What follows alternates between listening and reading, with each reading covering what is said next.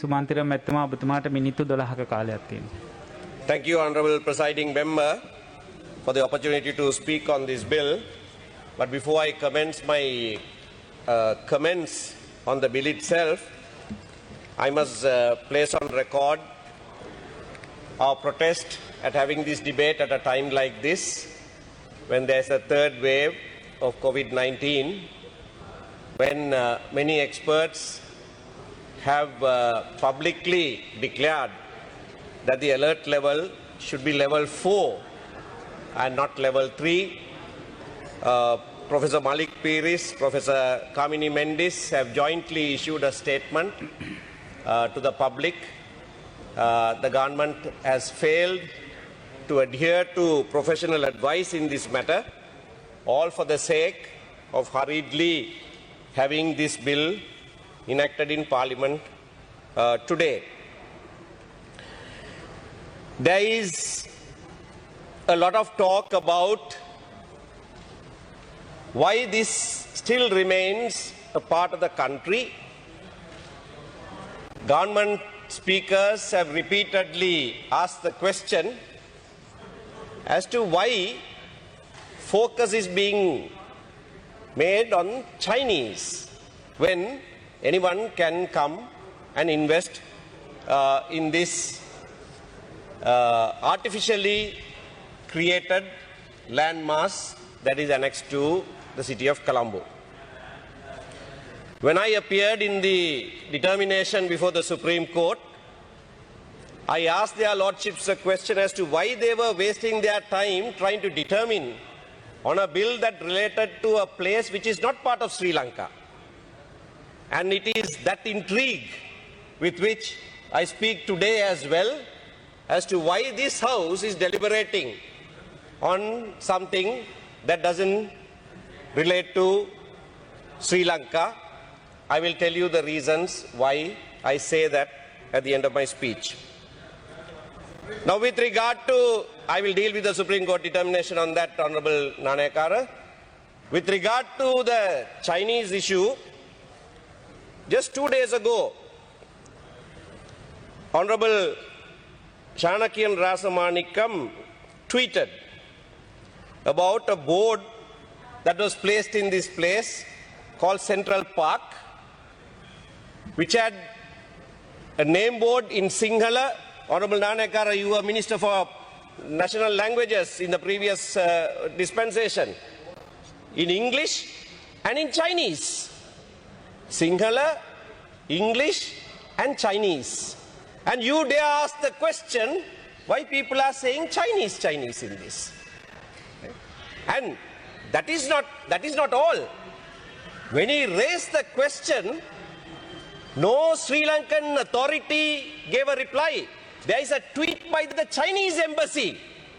There is a tweet in reply by the Chinese embassy saying, we noticed an interim sign in a JV building site, not abiding by trilingual rules, requests raised.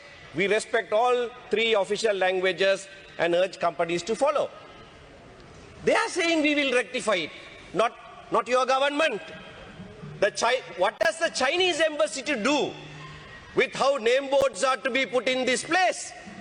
They have taken responsibility, they have taken over the land, and you are engaging in an exercise trying to enact law for that area. Now, with regard to the Supreme Court determination, the Supreme Court engages in one exercise to go clause by clause to see if it is inconsistent with any provision of the Constitution.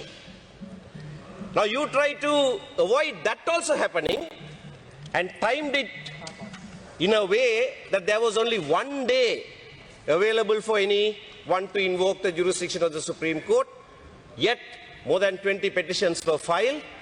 If they had not been able to do that, you would have passed the bill in the form in which it was gazetted, where for all that you say about the legislature and its powers, supremacy of parliament, you had given powers to make rules, even criminal laws, to punish people, to that commission.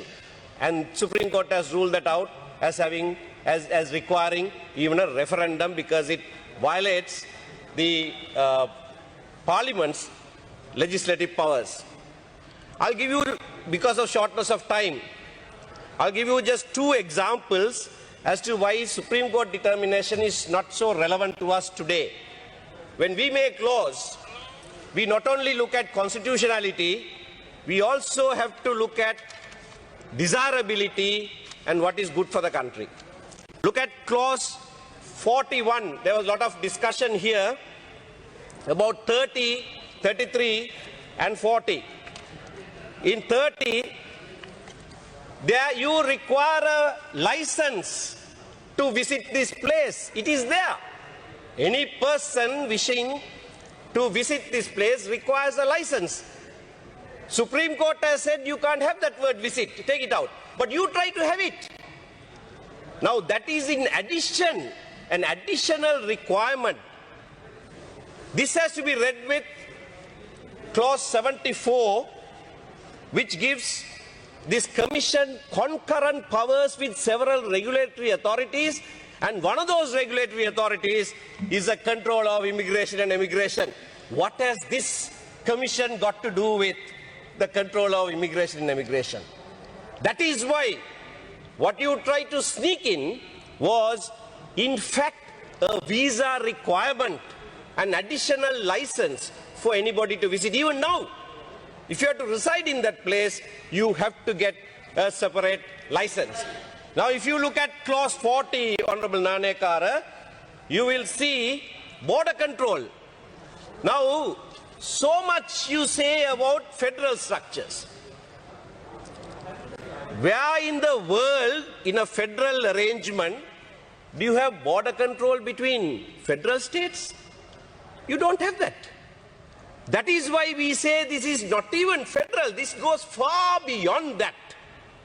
It's border control. Clause 40 says, any person, any Sri Lankan who enters that place, you can use Sri Lankan rupees, all that is said. But when he is leaving the place, 40 sub 2, when he is leaving that place, he has to pay a levy. Supreme Court has said, no, change that. Change those wordings. Don't say leaving the place, taking the goods out. That's customs control. As if that makes any difference at all. Leaving the place and taking the goods out. If you purchase any goods, the original draft said leaving the place, you must pay a levy. Now the Supreme Court wants you to change it to taking goods out. It meant the same thing. No difference at all. Cosmetic changes. That is what the Supreme Court has prescribed. But what is more important? There is still going to be border control. Something that you don't have. You have to subject your things, your baggage to a customs check. And you have to pay a levy. If you are buying something, you buy pizzas and you take it out, you'll have to pay a levy. So this is only examples that I can refer to. It is a private company. This is not a government corporation. I heard Honorable Professor G.L. Piri say that the government, no, it is not. It has not been made. And the Supreme Court hasn't declared it to be one. Even members who are to be appointed to this commission, 5 or up to 7, can be foreigners. That is what the bill says. And that is what counsel for the secretary to the president told the Supreme Court, that even the Chief Justice can be appointed who is a foreigner. And so what's the big deal, he said. And Supreme Court has not dealt with that. Supreme Court hasn't found, thank you. Supreme Court has thought it fit not to deal with that because that has been our position right along, that there is nothing unconstitutional about appointing any foreigner to even be a judge. So that position has been retained in the determination of the Supreme Court. But nevertheless, you are now bringing even though it is not prescribed by the Supreme Court, you are bringing a amendment to say majority of them will be Sri Lankans. There is an argument that Honorable Keheliya Rambukwala just referred to, that Mr. Kanagiswaran advanced before the Supreme Court. It's at page 14, that this does not form part of Sri Lanka's territory in terms of international law or even domestic law. Supreme Court has dealt with that in page 19. It hasn't merely dismissed it, as you said. This is what it says. It says that so far no court has ruled it to be so. So far no court has ruled it to be that it is outside Sri Lanka. And this is what they say. Presumption of validity, referring to annexation of this as part of the District of Colombo, they say presumption of validity exists pending a final decision by the court. And they say Supreme Court exercising special jurisdiction for determination is not that court. So it still is open for anybody, particularly the Chinese authorities, to claim this to be not part of Sri Lanka, and this determination will assist them in that. And finally, Honorable Presiding Member, I said you wouldn't even consider a federal arrangement, something that exists in almost 100 countries in the world. But here you have given away part of what you claim to be Sri Lanka, I'm concluding, to be part of another country. You say so much about Elam, but this is Chilam. This is China. This is Chilam that you are enacting in your own laws when you even don't have jurisdiction over that territory, but declaring it and gifting it in your territorial waters, a landmass to China, and you will reap the consequences of this. Honorable Ponnambalam was to refer to various factors about the region. I don't want to repeat that. You will reap the consequences of this injudicious act of yours very soon. Thank you. බොහොම ස්තුතියි කරුමන්තුමනි.